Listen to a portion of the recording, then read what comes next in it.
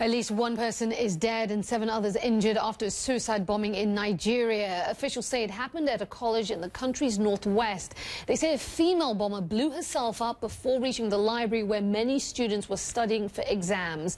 There's been no immediate claim of responsibility, but Boko Haram militants have been linked to a similar attack 2 days ago. Let's get more now on the violence in Nigeria. For that, I'm joined by Robin Sanders, former U.S. ambassador to Nigeria and the Republic of Congo. She's also the author of the legendary Uli Women of Nigeria. Ambassador Sanders, thank you so much for joining us here. As you well know, October 17th, a senior Nigerian government official came out and said they had struck a ceasefire deal with Boko Haram and an agreement to release those 200+ girls taken in April. As you also know, Boko Haram's leader, Abubakar Shekau, eventually came out and said there was no such deal. And what we have seen since then, since October 17th, is almost a spike in attacks, day after day, attacks in parts of the country's northwest. Simple question, has the government lost control? Has it lost control of these 3 states that it had placed under state of emergency last May? Well, I think that there are a couple of things you need to look at. One is the fact that Boko Haram is learning lessons from ISIL. I see that very clearly strategically. This idea of holding and capturing land, which is a new phenomenon, a new trait for them. And I think the main challenge is really converting or looking at their standing military and really looking at the tactics for an asymmetrical warfare, which is what Boko Haram is waging. It requires a completely different train of thought, a completely different setup than a standing army normally does. You can see even in the case of the U.S., it took us a while to be able to adjust to the difference between conventional warfare and asymmetrical warfare in the Iraq case. The same thing has to happen to the Nigerian military as they try to battle this issue. As you talk about what needs to be done to get some kind of grip on the situation, you've been ambassador there, you know the players. Where's the political will in making that happen? Where do you see it? Well, right now what I can tell you is I know that there is a lot of political will, but you've got to translate that political will into issues on the ground. It does take a long time to make that conversion, to make that change.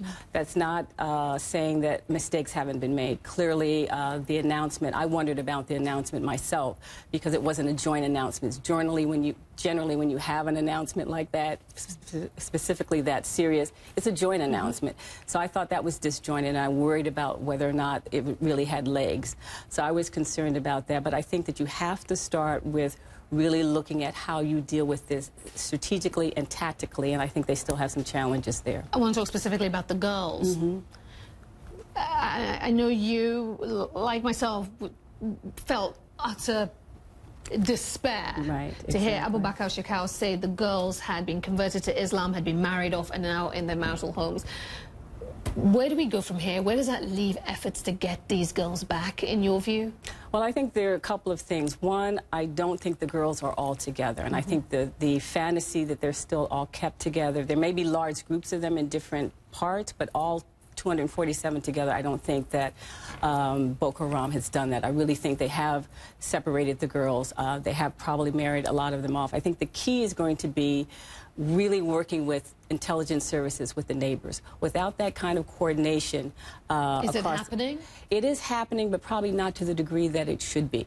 I know that the neighboring countries have put an effort behind helping Nigeria, working with Nigeria, but in order to find the girls, which is your specific question, they're going to really have to do some human intelligence in villages around the area, the border area, because people will know if this person is not from their village. It's really going to require that kind of concentration, that kind of really hand-to-village discussion to see who belongs there, who doesn't belong there, because you're not going to find those girls any other way. Are you hopeful they will get these girls back? You know, where do you stand on this now? I never wanted to despair and say that families can't have hope for their children, but realistically, I'm a practical person. I think it's going to be very, very tough.